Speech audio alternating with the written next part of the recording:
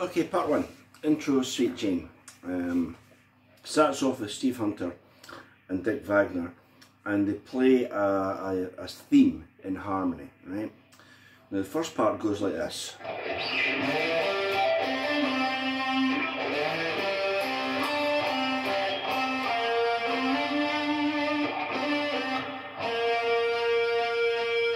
Right, as you can see, I'm playing that with a lot of phasing.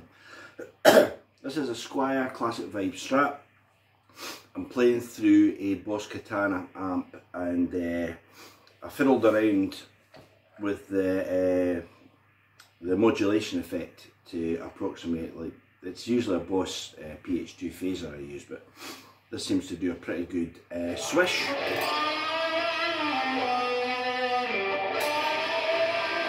Yeah, it does that sound.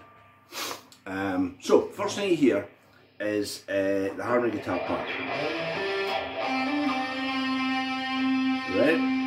That's just straight through a C major scale. So we should go.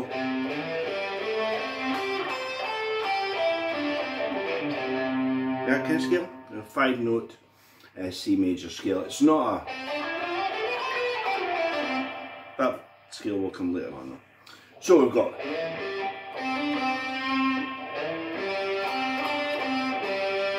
Now when we come off the D to the C, you'd expect it to hit an A, but it doesn't. It hits a G.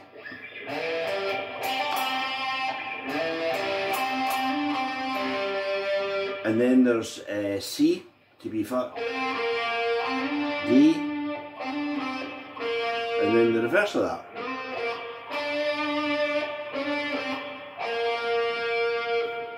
That's your first part.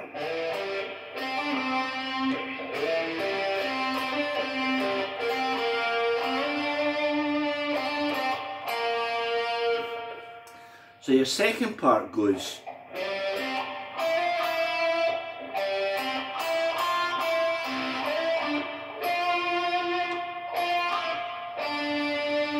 right. So you'll see it's slightly different because the first part is a minor third apart. But the second part is a fourth apart. It doesn't go. It goes. Right? Now if you've seen the Alice Cooper $1 Billion Babies film, which I've only seen in bite-sized chunks on YouTube, there's a fantastic bit where Steve Hunter and Dick Wagner are talking about their relationship. And they are one of the twin lead guitar pairings of all time. You can sit around all day discussing who the others might be, but you know, they're definitely up there. And there's a really interesting thing, well I find it really interesting anyway, that they say because there's a lot of harmony parts on Rock and Roll Animal and Lou Reed Live, and it really does sound, it sounds like one of these concerts where nobody could play a wrong note. You know, even if they try, you know, if someone wanted to go,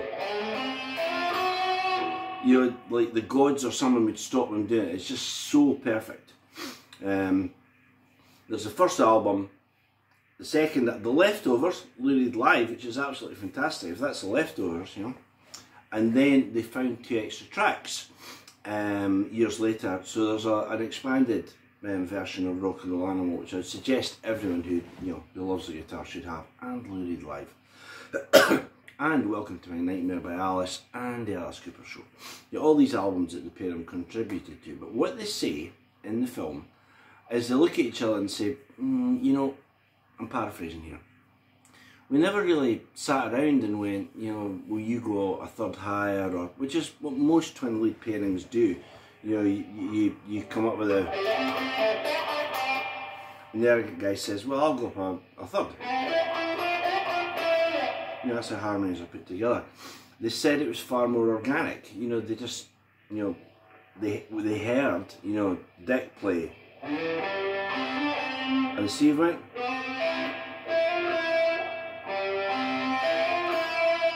and it just all worked to great effect in a number of songs, and especially Heroin, which is coming up in a minute. But let's get back to this, right? So here's the start of the song. Down to the G, right? That's the low part. Here's the high part.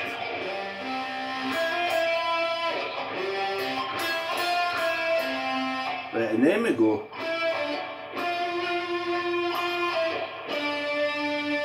So this time we've got G and C, then E and F. Just play it as if it were a C chord. And then we play E, D, F. And then, like the first time, and we do the whole thing again.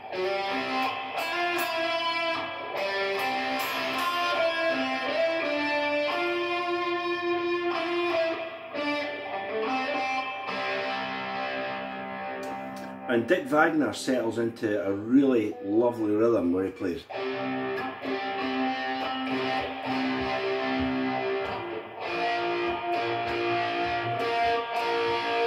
He plays those two chords, right? And this is where Steve's intro Sweet Jane solo kind of takes off, right? So the first line you hear is, as I say, it's over these, see?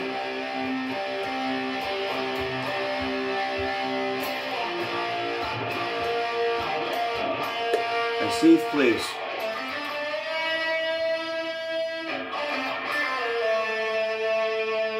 Right?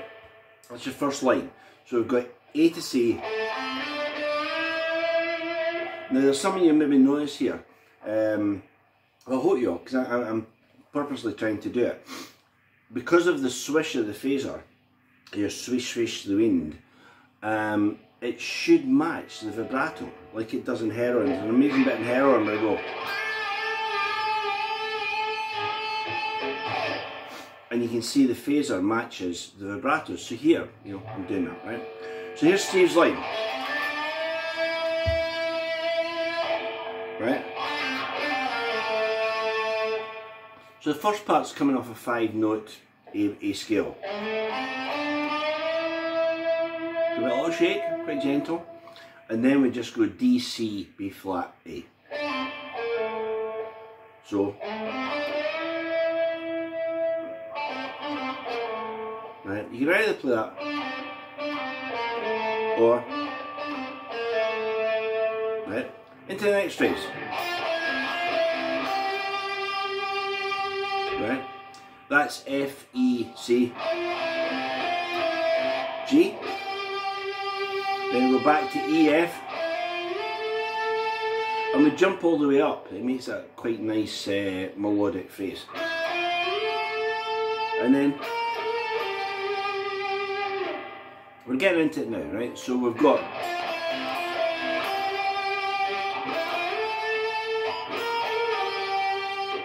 so we go from E to F. This time we're going up to an A natural, and then this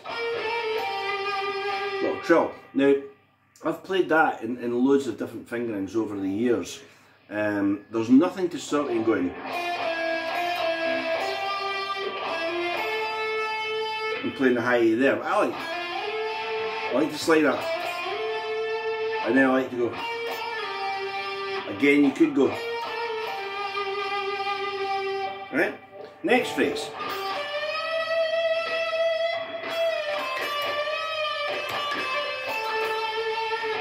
Right? That phrase is off again at an A 5-note scale. So we play this high D bent up to an E. Lay down.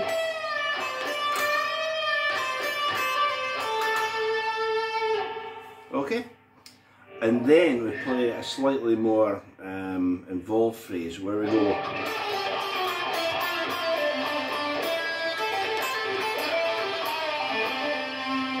right, a bit more to that one. So it's two chromatic lines. So we go right. So pardon me. The first one goes A flat G. Second one is G F sharp F. So, right, again, you know, if you want, you could go. I like to go in the same string, and then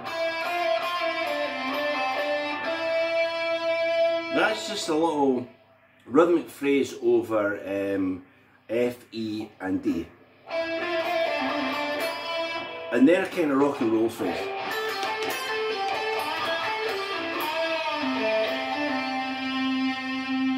Right, so again that's off the say 5 minute scale. Right, play it really slow.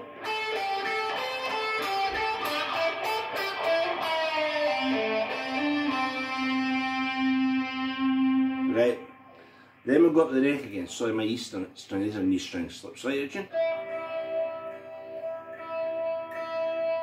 There we go. Up the neck and go.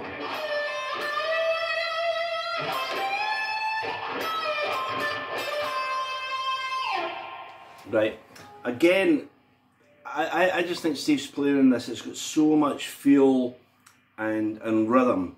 The sound is incredible, you know. The sound that for 30 years we all said very knowingly, oh man, you know, Junior through a Marshall, and recently Steve told me that he played through a Hiwatt. You should never ever name drop, by the way. Nils Lofgren told me that once. But Steve did say, didn't play through a Marshall, played through a Hiwatt. Did play through a Marshall, right? So then we've got this phrase, right?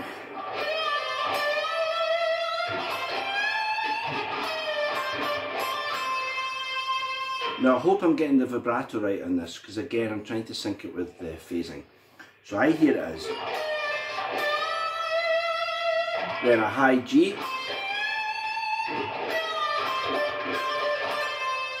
and pull it.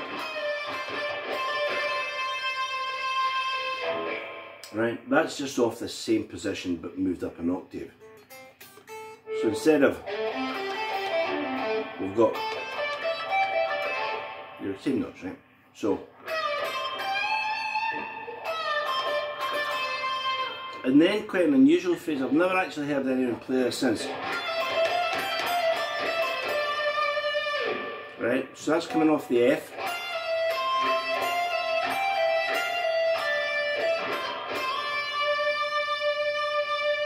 And at this point you hear Dick play a high lead line that is really phased, and Steve plays a really mellow. So we've still got this.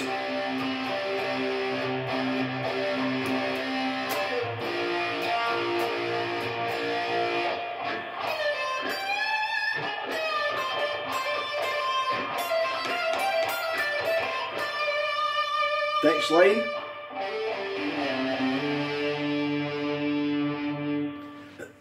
And we're almost at the point where I stopped earlier, as I say, because I've only got 21 frets on this guitar. And the next phrase is a climb, right? So we play.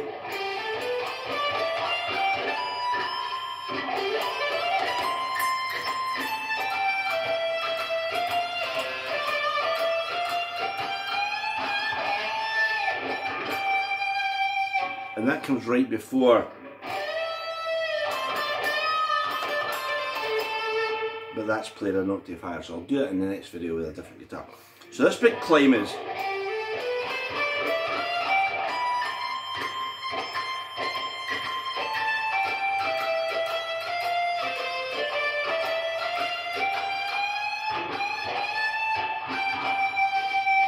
So that's, if you like, that's the end of part one. So what we're doing here is running up. This time it is a C major scale, but we're coming off a G. So we're going. That's the scale we're looking for, so then.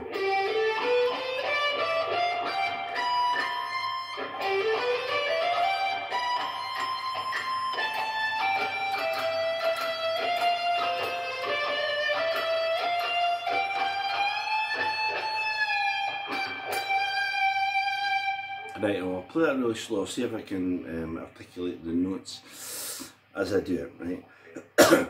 G, G, A, B, C. D, E, F, B, C. Down to the A, to the E. E, F. So you've got that lovely. Go up to this G.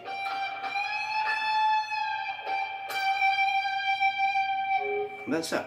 So that's the first half of the solo. It's not actually half, because it then goes into the song itself, which is Sweet Jane, and there are numerous solos, so I'll get to them in time. But that's the first half of Steve Hunter's intro Sweet Jane solo. So if we wanted to play the whole thing, if you want to play along with us, let's do that.